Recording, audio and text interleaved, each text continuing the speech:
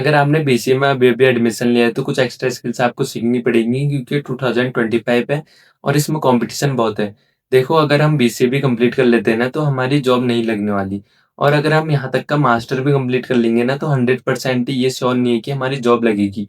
क्योंकि पहले का टाइम अलग था, उस टाइम पे कॉम्पिटिशन नहीं था एंड उस टाइम पे हम बीसीए भी कंप्लीट कर लेते थे तो हमारी जॉब लग जाती थी। बट आजकल के टाइम पे हमें सिर्फ़ सिलेबस पे ध्यान नहीं देना पड़ेगा, हमें सिलेबस से दूर कुछ न्यू स्किल्स भी सीखनी पड़ेंगी एंड वो न्यू स्किल्स क्या है मैं आपको थोड़ी देर में बताऊँगा। कुछ स्टूडेंट तो जानते भी होंगे हमें क्या करना चाहिए एंड क्या नहीं करना चाहिए, मगर कुछ स्टूडेंट को पता नहीं होगा जो मेरे जैसे थे first year and second year में। मैं बहुत मज़े करता था फर्स्ट एंड सेकंड ईयर में एंड आप लोग को भी अभी पता नहीं होगा कुछ स्किल्स के बारे में, तो मैं आपको बताने वाला हूँ।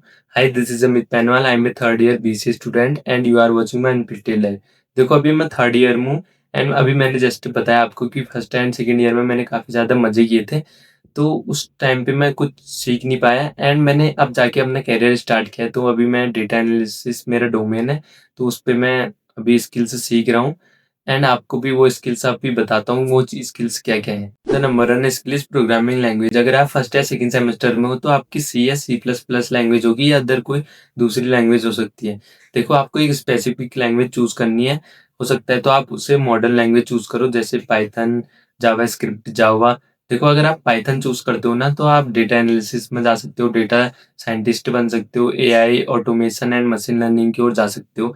उसके लिए पाइथन बेस्ट है। अगर आप जावास्क्रिप्ट सीखते हो तो आप वेब डेवलपमेंट की ओर जा सकते हो एंड वेब डेवलपमेंट के लिए जावास्क्रिप्ट बहुत अच्छी लैंग्वेज है, ऐसा मुझे लगता है क्योंकि मैं डेटा एनालिसिस फील्ड में हूँ वैसे भी। लेकिन जहाँ तक का मैंने सुना है कि वेब डेवलपमेंट में जावास्क्रिप्ट काफ़ी ज़्यादा यूज़ होती है, तो आप जावास्क्रिप्ट अगर पढ़ते हो तो वेब डेवलपमेंट की ओर जा सकते हो। एंड देखो आपको एक लैंग्वेज पहले सीखनी है देन उसे कंप्लीट करनी है एंड कंप्लीट करने के बाद आपने प्रोजेक्ट बनाने हैं। एंड देखो अगर आप जब तक प्रोजेक्ट नहीं बनाओगे तो आपको पता ही नहीं चलेगा कि लैंग्वेज का क्या यूज़ हो रहा है। प्रोजेक्ट बनाओ एंड उसे अच्छे से कंप्लीट करो देन सेकंड लैंग्वेज पे आप स्विच कर सकते हो। देखो अगर आप फर्स्ट से फर्स्ट, सेकंड, थर्ड लैंग्वेज अगर आप लगातार सीखते रहोगे तो आपकी एक लैंग्वेज भी अच्छे से कवर नहीं हो पाएगी। तो मेरा मानना ये है कि आप फर्स्ट लैंग्वेज चूज़ करो एंड देन उसे कंप्लीट करो पहले अच्छे से, फिर देन आप दूसरी लैंग्वेज पे स्विच कर सकते हो।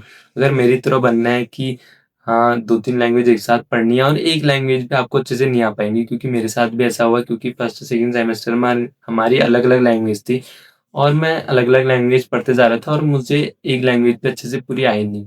तो आप एक लैंग्वेज पहले अच्छे से पढ़ लो, उसके लिए उसके प्रोजेक्ट बना लो एंड देन आप सेकंड लैंग्वेज पे स्विच कर सकते हो। अब आपने एक स्किल तो सीख ही लिया, अब सेकंड स्किल्स की ओर बढ़ते हैं। The second skill is database management and SQL. आजकल हर कंपनी को डेटा चाहिए और डेटा काफ़ी ज़्यादा इम्पोर्टेंट हो चुका है।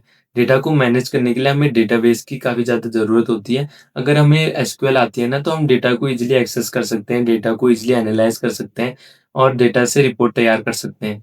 देखो जब आप एसक्यूएल पढ़ोगे ना तो आप उसका वर्कबेंच डाउनलोड करोगे एंड देखो वर्कबेंच ऐसा लगता है जैसे नासा का सॉफ्टवेयर है। पहले-पहले मुझे भी ऐसे ही लगता था कि नासा का सॉफ्टवेयर है, लेकिन धीरे-धीरे आपको आदत हो जाएगी। देखो डेटाबेस बहुत ज़्यादा इम्पोर्टेंट है एंड डेटाबेस हर फील्ड में काम आता है।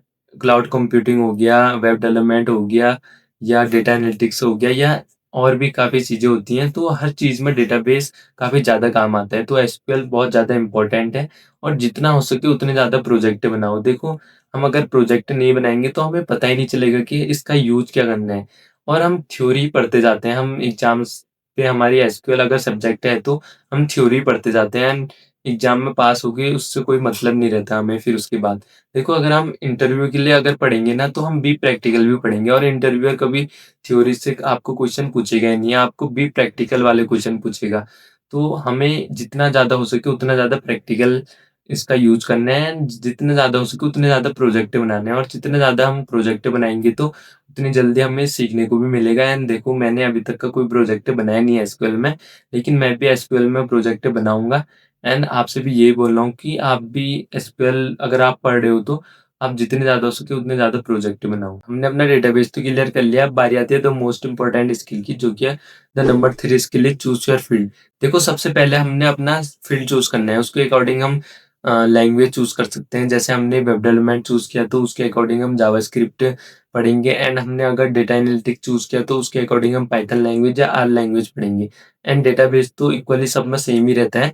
एंड देखो जैसे हमने वेब डेवलपमेंट चूज़ किया तो उसके लिए हम फ्रंट एंड के लिए HTML, CSS, JavaScript and react JS ये सारी चीज़ें पढ़ते हैं। एंड बैकएंड पे हम नोड जेएस, डिजांगो, पीएचपी, एसक्यूएल ये सारी चीज़ें पढ़ते हैं।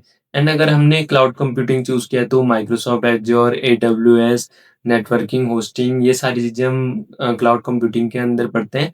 एंड अगर हमने डेटा एनालिटिक्स चूज़ किया तो हम उसपे सबसे पहले लैंग्वेज चूज़ करते हैं, हम पाइथन लैंग्वेज पढ़ेंगे, उसकी लाइब्रेरीज़ पढ़ेंगे एंड या आर लैंग्वेज पढ़ेंगे एंड टूल्स उसके लिए एक्सेल, पावर बीआई, टैबल्यू ये सारे टूल्स हैं एंड डेटाबेस हो गया हमारा एसक्यूएल।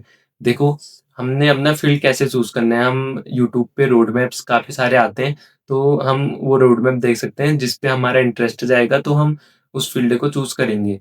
एंड देखो फ़ील्ड चूज़ करने के बाद हमने प्रोजेक्ट बनाने हैं एंड प्रोजेक्ट हमने 3-4 प्रोजेक्ट बनाने हैं अच्छे से अच्छे एंड जब तक हम प्रोजेक्ट नहीं बनाएँगे तब तक का हमें पता ही नहीं चलेगा कि किस तरह हमें काम करना है एंड किस तरह से कंपनी में डेटा को हम हैंडल करते हैं। ये सारी चीज़ें हमें प्रोजेक्ट बनाने के बाद ही पता चलती हैं एंड प्रोजेक्ट बनाने के बाद हमें जॉब सर्च करनी है वैसी जैसे आजकल जॉब सर्च करने के बाद फेक जॉबें आ जा रही काफ़ी ज़्यादा, तो फेक जॉबों से बच के भी रहना है एंड लिंक्डइन हो या अदर प्लेटफ़ॉर्म हर किसी में फ़ेक से फ़ेक जॉबें घुसी पड़ी हैं। जो मतलब पढ़े-लिखे लोग भी हैं ना, वो भी काफ़ी ज़्यादा स्कैम कर रहे हैं। वही सबसे ज़्यादा स्कैम कर रहे हैं एंड मैंने भी इतनी जगह अप्लाई करा है तो और मेरे को भी काफ़ी ज़्यादा फ़ेक कॉल्स भी आती हैं एंड तो इन सारी चीज़ों से आपको बच के भी रहना है एंड अच्छे से प्रिपरेशन करनी है आपने एंड ये सारी चीज़ें थी जो मैंने आपको बता दी एंड आप फर्स्ट सेमेस्टर या सेकंड सेमेस्टर से ये सारी चीज़ें अगर आप स्टार्ट कर दोगे तो आपको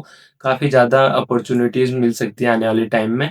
और बाकी यही सारी चीज़ें स्किल थी। अगर आपको वीडियो पसंद आई तो लाइक करो एंड हाँ, ये भी मुझे बताओ कमेंट बॉक्स में कि आप कौन से फ़ील्ड पे हो और एंड आप कौन से फ़ील्ड पे अभी काम कर रहे हो या कौन-सा फ़ील्ड आप चूज़ करने वाले हो। तो ये सारी चीज़ें आप मुझे कमेंट बॉक्स में बता सकते हैं एंड मेरा फ़ील्ड अभी डेटा एनालिटिक्स का है एंड ऐसी रिलेटेड वीडियोज़ के लिए आप सब्सक्राइब कर सकते हो। बाकी आज मैं काफ़ी लेट हूँ क्योंकि मैं कहीं गया हुआ था तो इस वजह से 15 दिन बाद मैं आज वीडियो अपलोड कर रहा हूँ एंड बाकी अब से मैं रेगुलर वीडियोज़ अपलोड करते रहूँगा। वीक में 2-3 वीडियोज़ मेरी आती रहेंगी। बाकी मिलते हैं नेक्स्ट वीडियो में। Thanks for watching. Bye bye.